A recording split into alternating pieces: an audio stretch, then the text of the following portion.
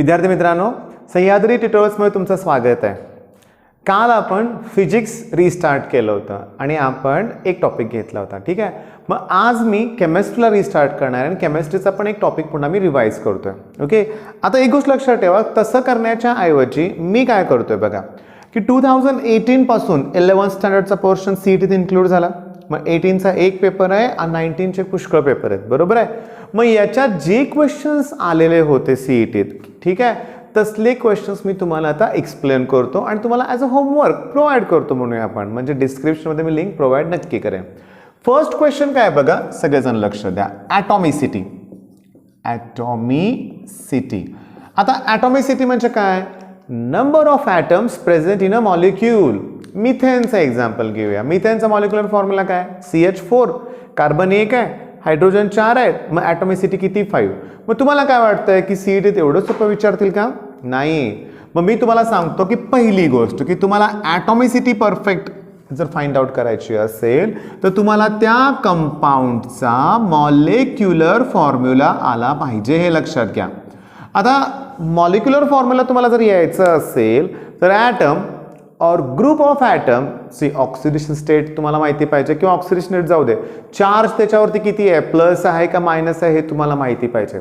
आता थोडक्यात मी तुम्हाला सांगतो, हे चार्ज जो होता की नाही, तुम्ही 9th स्टँडर्डलाच सायन्सच्या टेक्स्टबुकमध्ये 4था टॉपिक होता, त्यात ते सगळं दिलं होतं त्यांनी, carbonate, nitrite, nitrate, sulphate, sulphite, प्रत्येकावर किती चार्ज असतो हे त्यांनी दिलं होतं। मी जस्ट एक एक्झाम्पल देतो, अमोनियम फॉस्फेटची ॲटॉमिसिटी किती सांगा? क्षणभर व्हिडिओ पॉज करून वाटल्यास आठवा। आता सांगतो तुम्हाला, इथं बरेच जण चुकतात। आता अमोनियम म्हणजे NH4 आयन, त्याची +1 येणार आहे। फॉस्फेट PO4 आणि -3, मग तुम्हाला 9th स्टँडर्डमधलं काही जणांना आठवलं का बघा, म्हणजे NH4 ग्रुपला मला 3 ने मल्टिप्लाय केला पाहिजे मॉलिक्युलर फॉर्म्युला तयार करताना। मग NH4 3 आणि PO4, मग ह्याची ॲटॉमिसिटी किती सांगा?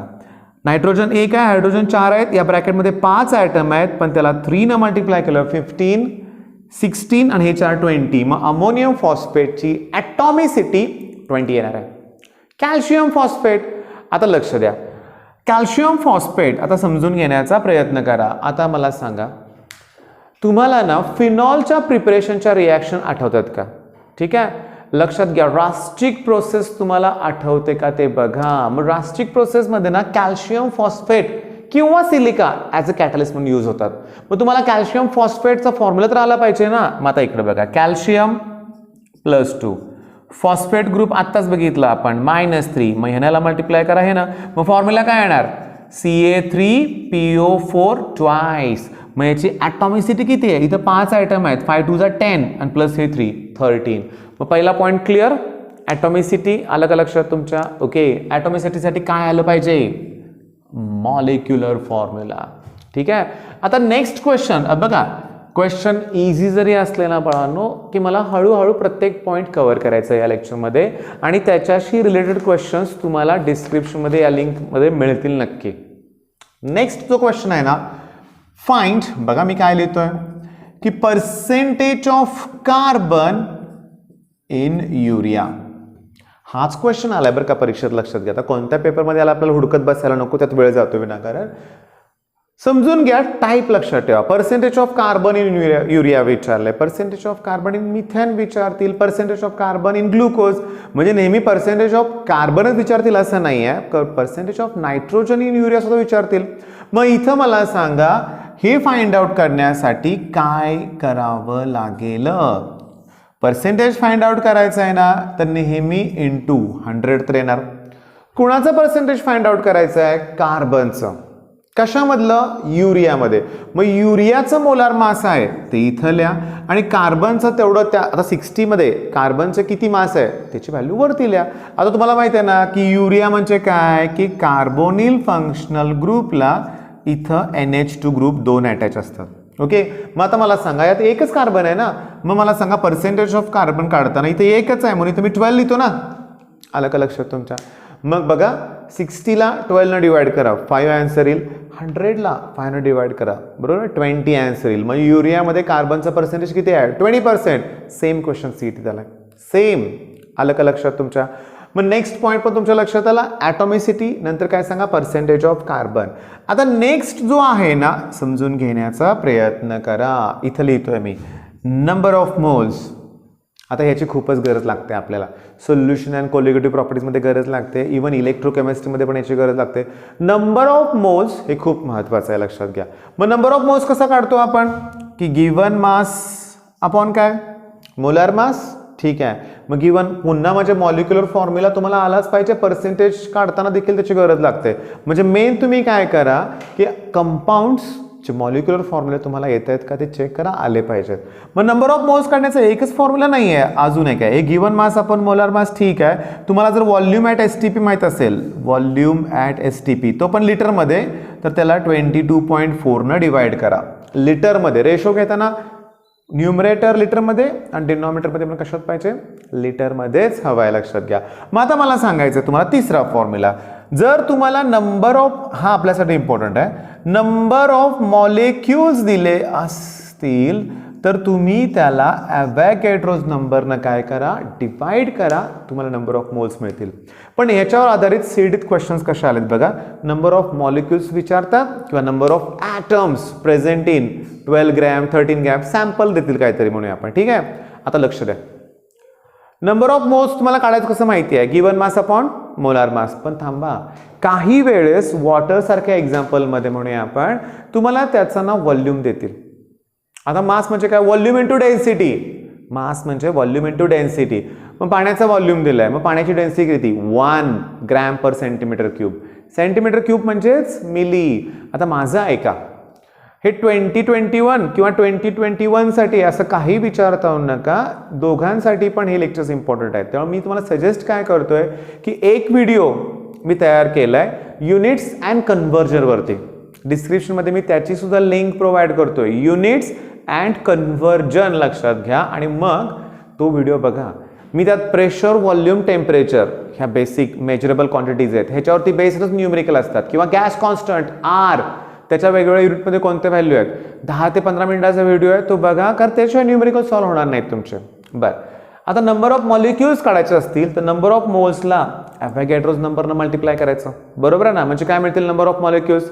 आता नंबर ऑफ ॲटम्स विचारले असतील तर काय करायचं तुम्हाला सांगतो. आता हा युरिया, आता तुम्हाला युरियाचे नंबर ऑफ मोल्स तुम्ही काढले, गिवन मास अपॉन मोलार मास, आणि त्यात विचारतील नायट्रोजनचे ॲटम किती आहेत.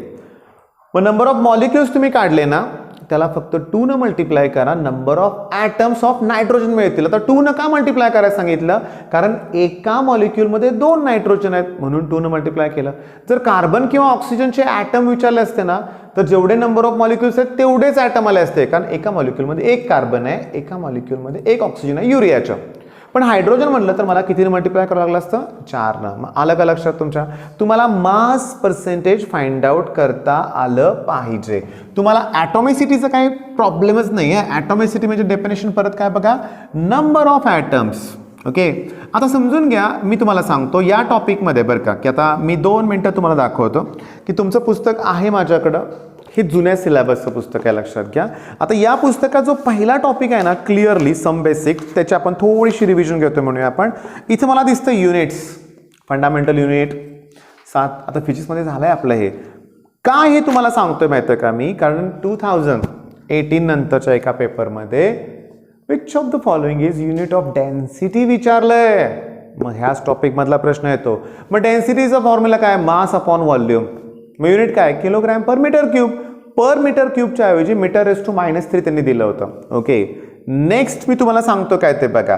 आता इथं फंडामेंटल युनिट्स मला दिसत आहेत, आणि सगळ्यात महत्त्वाचं बरं का, लक्षात घ्या की ॲटॉमिक मास युनिट मला इथं दिसत आहे, ॲव्हरेज ॲटॉमिक मास. आता एवढ्या पूर्ण पॅराग्राफमध्ये कुठं दिलंय ते मला माहित नाही, सापडलं मला. AMU बघा, पेज नंबर 9 पुस्तक काढून बघा. AMU is replaced by small you, unified mass. मग तो देखील प्रश्न आला, एक सिम्बॉल विचारलाय, मग यू हे सिम्बॉल आहे, मग युनिफाईड मास. म्हणजे पहिला टॉपिक किती इम्पॉर्टंट आहे कळलं का.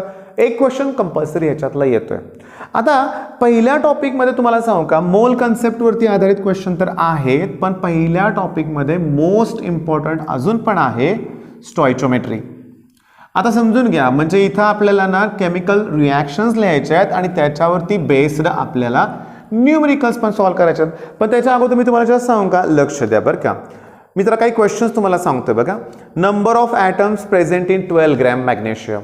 नंबर ऑफ ॲटम्स म्हणलं त्याने, नंबर ऑफ ॲटम्स ना सॅम्पल दिले 12 ग्रॅम. मग अगोदर नंबर ऑफ मोल्स काढा. मग नंबर ऑफ मोल्स काय, given mass upon molar mass. मॅग्नेशियमचं मोलार मास 24 दिलंय त्यांनी ॲटॉमिक मास नंबर. बरं, मग नंबर ऑफ मोल्स मिळाले, त्याला ॲव्होगॅड्रोज नंबरनं मल्टिप्लाय करा, नंबर ऑफ मॉलिक्युल्स मिळतील. लक्षात घ्या. आणि मॅग्नेशियमचा मॉलिक्युलर फॉर्म्युला mgच आहे. त्यामुळे जेवढे मॉलिक्युल तेवढेच त्याच्यात काय असणार आहेत, ॲटम असणार आहेत. पुन्हा सगळे क्वेश्चन्स आहेत ना, लक्षात घ्या. हे मी माझ्या ॲपमधून माझ्याकडे जे ॲप आहे त्यातून मी सिलेक्ट केलेत आणि हे सगळे प्रिव्हियसली आस्क्ड क्वेश्चन्स आहेत. Percentage of oxygen in calcium carbonate, percentage oxygen in calcium carbonate. आता कॅल्शियम कार्बोनेटचं मोलार मास दिलं नाही त्यांनी, पण कॅल्शियमचं 40, कार्बन 12, ऑक्सिजन 16, 16 इंटू 3 किती 48. ॲडिशन करा ना, आणि मग ऑक्सिजन 3 आहेत म्हणजे 48 अपॉन ते मोलार मास इंटू 100. म्हणजे हे क्वेश्चन्स मी तुम्हाला डिस्क्रिप्शनमध्ये प्रोव्हाइड केलेत ना, हे पहिल्यांदा सोडवायचे, हे लक्षात घ्या. बरं, आता नेक्स्ट कुठला क्वेश्चन आला तुम्हाला मी सांगतो की याच्यामध्ये पहिल्या टॉपिकमध्ये आहेत लॉज. ओके, लॉज ऑफ, मला सांगतो, लॉ ऑफ कन्झर्वेशन ऑफ मास आहे, लॉ ऑफ मल्टिपल प्रपोर्शन आहे, लॉ ऑफ डेफिनाइट प्रपोर्शन आहे. आणखीन कुठला आहे रे, गे-लुसॅक्स लॉ आहे, ॲव्होगॅड्रोज लॉ आहे. तुम्हाला एक्झाम्पल कसं असतं माहिती आहे का, लक्ष द्या. आता बघा की एक क्वेश्चन असं आहे, which of the following statement indicates law of multiple proportion. 4 ऑप्शनमध्ये 4 स्टेटमेंट दिलेत आणि जो करेक्ट आन्सर आहे ना, त्यात एक्झाम्पल दिले CO आणि CO2. तुम्ही टेक्स्टबुक ओपन करून बघा. मल्टिपल प्रपोर्शनमध्ये कुठली एक्झाम्पल आहे माहिती का, CO CO2. म्हणजे थांबा, वेगवेगळे कंपाऊंड आहेत. CO carbon monoxide, CO2 carbon dioxide, sulphur dioxide SO2, sulphur trioxide SO3. बघा जरा एक्झाम्पल बघा. Water H2O, hydrogen peroxide H2O2. तिन्ही एक्झाम्पलमध्ये कंपाऊंड मी 2-2 सांगितले, carbon monoxide, carbon dioxide, sulphur dioxide, sulphur trioxide, water, hydrogen peroxide. पण त्यात इलेमेंट सेम होते ना. कार्बनमध्ये कार्बनच्या कंपाऊंडमध्ये carbon oxygen, sulphur oxygen, hydrogen oxygen होते ना. हां, मग तो लॉ कुठला आहे, मल्टिपल प्रपोर्शनचा. मग हे तुम्ही एकदा परफेक्ट करा, हे लक्षात घ्या. आता एक लक्षात घ्या, म्हणजे लॉजवरती बेस्ड क्वेश्चन्स कसे आहेत, हे असं आहे की बघा, मग chemical equation is balanced according to कोणता law, law of conservation of mass. कारण आपण काय म्हणतो की मास इज नायदर काय म्हणूया conserved nor destroyed in chemical reaction.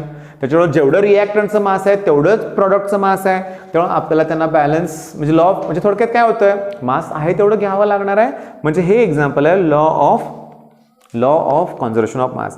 Next पुन्हा बघा, सल्फर डायऑक्साईड, सल्फर ट्रायऑक्साईड, आत्ताच बोललो होतो, कुठलं, multiple proportion. Next example, gases reactant आहेत, गॅसेस प्रॉडक्ट फॉर्म होत आहेत, रेशो दिलाय 1:3:2, रिॲक्शन दिले. आणि कुठल्या लॉच एक्झाम्पल आहे, गे-लुसॅक्स लॉ. म्हणजे तुम्ही लॉज परफेक्ट करा पहिल्या टॉपिकसाठी. आलं का लक्षात तुमच्या. आता या पहिल्या टॉपिकमध्ये तुम्हाला सांगू का, एक लास्ट क्वेश्चन, अजून लास्ट म्हणजे अजून असलं तर मी आणखीन घेईन बरं का, की अजून एक क्वेश्चन आहे, तो कोणता आहे तुम्हाला मी सांगतो, लक्षात घ्या. हा ॲक्च्युली हा 11वीच्या सेक्शन 2 मध्ये सुद्धा होता, इम्पिरिकल फॉर्म्युला. आता एम्पिरिकल फॉर्म्युलाचे काही स्टेप्स मी तुम्हाला एक्सप्लेन करतो. कसं असतं माहिती आहे का, की आता तुमच्या पहिल्या टॉपिकमध्ये एक सॉल्व प्रॉब्लेम आहे की ज्यात त्यांनी एम्पिरिकल फॉर्म्युलाशी रिलेटेड क्वेश्चन्स विचारले आहे. बघा, मोलार मास दिलंय. ओके, समजून घ्या, इथं लक्षात घ्या की त्यांनी विचारलंय मॉलिक्युलर फॉर्म्युला, पण अगोदर एम्पिरिकल फॉर्म्युलाच काढावा लागतो. त्यांनी काय दिलंय बघा, की कॉपरचं पर्सेंटेज दिलंय 39.62, सल्फरचा पर्सेंटेज दिलंय 20.13 आणि मॉलिक्युलर फॉर्म्युला कॉपर आणि सल्फरच दिले बरं का. पण आता एक सांगतो, एम्पिरिकल फॉर्म्युला कॅल्क्युलेशन करायचं असेल किंवा empirical formula based molecular formula तुम्हाला कॅल्क्युलेट करायचा असेल तर ॲट फर्स्ट तुम्हाला जे पर्सेंटेज दिले ना त्याची ॲडिशन 100 होते का बघा, त्याची ॲडिशन 100 होते का बघा. नसेल ना तर उरलेलं ऑक्सिजन असणार आहे. उरलेलं काय असणार आहे, ऑक्सिजन. मग फर्स्ट स्टेप इथं तुम्हाला काढायचं आहे ॲटॉमिक रेशो. आता इथं कोण आहे, कॉपर, नेक्स्ट कोण आहे, सल्फर आणि अजून ऑक्सिजन.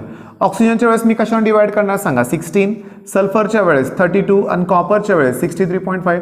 मग त्यांचं जे पर्सेंटेज दिलंय ते लिहा, त्याला त्याच्या ॲटॉमिक मास नंबर डिवाइड करा. First step complete, atomic ratio मिळेल. Next simplest ratio. याच्या आन्सरमध्ये समजून घ्या की ज्याची व्हॅल्यू सगळ्यात कमी असेल त्यानं प्रत्येकाला डिवाइड करायचं आहे. काय मिळेल तुम्हाला? Simplest ratio. आणि सिम्पलेस्ट रेशो एकदा मिळाला की इम्पेरिकल फॉर्म्युला मिळतो. पण सिम्पलेस्ट रेशो मला असं मिळालं आहे, समजा कॉपर, सल्फर आणि ऑक्सिजन समजा, बरं का, लक्षात घ्या. पण ॲक्च्युली खरं सांगू का, जे खूप हुशार मुलं आहेत ना त्यांना पटकन कळतं की हे कॉपर सल्फेटचं एक्झाम्पल आहे. पण ह्यात थोडासा धोका आहे. कसं आहे सांगतो. आता मी जो क्वेश्चन विचारतो ना ह्याचा आन्सर तुम्ही द्यायचं, बरं का, समजून घ्या. एक कंपाऊंड आहे, त्यात कार्बन आहे 80%, हायड्रोजन आहे 20%. ओळखा कुठला आहे? मला माहिती आहे एक 90% मुलांच्या डोक्यात मिथेन येतो. मिथेन, तर हे मिथेनचं एक्झाम्पल नाही आहे बाळांनो. मिथेनमध्ये 25% हायड्रोजन असतो आणि 75% कार्बन असतो. तुम्ही कॅल्क्युलेशन करून चेक करा. तर गडबड करायची नाही, बरं का. म्हणजे कॉपर सल्फेटच उदाहरण असणार आहे गॅरंटीनं, कारण दुसरं कुठलं कंपाऊंड कॉपर, सल्फर, ऑक्सिजनचं नाही आहे. पण माझं सजेशन तुम्हाला काय की इम्पेरिकल फॉर्म्युला नंतर ॲटॉमिक रेशो नंतर सिम्पलेस्ट रेशो काढला की त्याच्यानंतर इम्पेरिकल फॉर्म्युला काढला. पण तुम्हाला एक एन नावाचा एक फॉर्म्युला तुम्हाला माहिती आहे ना बघा, की molecular mass divided by empirical formula mass. म्हणजे थोडक्यात उदाहरण काय द्यायचं म्हणलं, आता हा ग्लुकोजचा फॉर्म्युला आहे C6H12O6, त्याचं molar mass 180 gram mole inverse. त्याचा empirical formula CH2ONR, carbon 12, oxygen 16, 12, 16 आणि हायड्रोजन 2, 30 येतं आहे. मग मला सांगा एनची व्हॅल्यू 6 आली, कळालं का? मोलार मासला यानं डिवाइड केलं की तुम्हाला एन मिळतं. आलं का लक्षात? कारण हे कॅल्क्युलेशन करून तुम्हाला अगोदर काय मिळतं माहिती आहे का? कॅल्क्युलेशन केल्यानंतर अगोदर तुम्हाला इम्पेरिकल फॉर्म्युला मिळणार आहे. म्हणजे इम्पेरिकल फॉर्म्युला एकदा मिळाला की त्यावरून इम्पेरिकल फॉर्म्युला मास मिळणार आहे. आलं का लक्षात तुमच्या? मॉलिक्युलर मास त्यांनी दिलंय, त्याला इम्पेरिकल फॉर्म्युला मासनं डिवाइड करा. एन किती येते ते बघा. समजा 2 आलं असतं, सांगू का तुम्हाला, हे पर्सेंटेज घेतलं की इम्पेरिकल फॉर्म्युला CH3 येतोय आणि एनची व्हॅल्यू 2 येते. आता एनची व्हॅल्यू 2 याला मल्टिप्लाय करा, C2H6 इथेन तयार होईल. मग हे 2080, 2575 हे थोडंसं लक्षात ठेवलं तरी काय हरकत नाही. आता मी तुम्हाला सांगू का की पहिल्या टॉपिकमध्ये हे जे आहेत ना, काय म्हणूया आपण, पर्सेंटेजचे प्रॉब्लेम एक्सरसाइजमध्ये पण एक आहे, लक्षात घ्या. विटॅमिन सी दिले त्यांनी, विटॅमिन सीचं पेज नंबर 19. पण मी तुम्हाला आणखीन एक सांगेन की सेक्शन 2 मध्ये सुद्धा आता हुडकायला वेळ जातो. पण सेक्शन 2 मध्ये तुम्हाला सांगू का एक टॉपिक आहे. ओके, टॉपिकचं नाव तुम्हाला माहिती आहे, techniques, basic principle techniques in organic chemistry. आणि त्या टॉपिकमध्ये सुद्धा पेज नंबर 266 पासून ना आहे इम्पेरिकल फॉर्म्युला.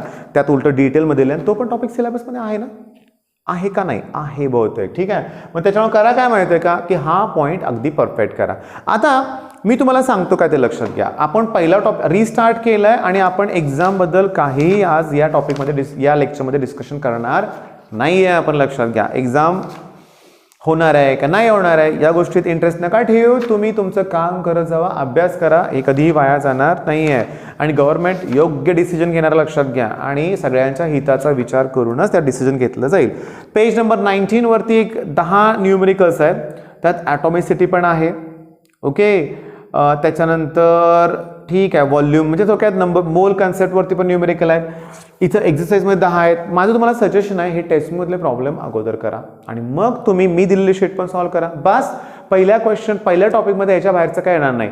पण मेन पॉईंट काय, मेन पॉईंट की एक्झाममध्ये येणारे क्वेश्चन्स हे एकदम इझी असणार आहेत, फक्त तुम्हाला ते क्लिक व्हायला पाहिजे. तर मग ठीक आहे, माझं एक छोटंसं लेक्चर मी थांबवतोय. मी कुठले जास्त न्यूमेरिकल्स घेतलेले नाही आहेत, पण माझी इच्छा आहे की तुम्ही हे सॉल्व्ह करा, सॉल्व्ह करा. आता कसं आहे बघा, मी तुम्हाला तेच सांगतो की number of molecules, number of molecules, number of atoms, which of the following has highest number of atom, highest number of molecules. आता highest number of molecules number of मोल्सवर डिपेंड आहे. तुम्हाला वेगवेगळे मास दिले असणार आहेत, वेगवेगळे कंपाऊंड, तुम्हाला नंबर ऑफ मोल्स काढावे लागणार आहेत. तर आज आता व्हिडिओ बघितल्यापासून मन लावून पहिल्यांदा पहिलं टॉपिक काढा, रिव्हिजन स्टार्ट करा, शांत डोक्यानं प्रसन्न मनानं सगळं सॉल्व्ह करा. जे काय होईल ते सगळ्यांच्या बाबतीत होणार आहे, आपण एकटे नाही आहे, लक्षात घ्या. आणि पॉझिटिव्ह ॲटिट्यूड असं ठेवा की एक्झाम होणार, एक्झाम नक्की होणार. ठीक आहे, मग बेस्ट ऑफ लक, धन्यवाद.